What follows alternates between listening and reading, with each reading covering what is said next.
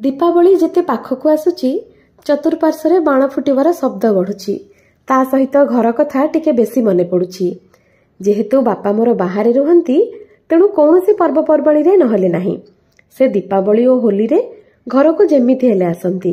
ए वर्ष बापा तो आसीबे हेले मु घरे नथिबी। झियो मानकर जन्म केते जे विचित्र।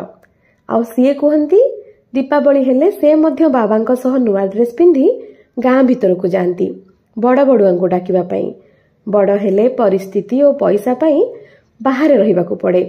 सेतिपाई अनेक किछि स्मृति को हाथ मुठारु छाड़िबाकु पड़े।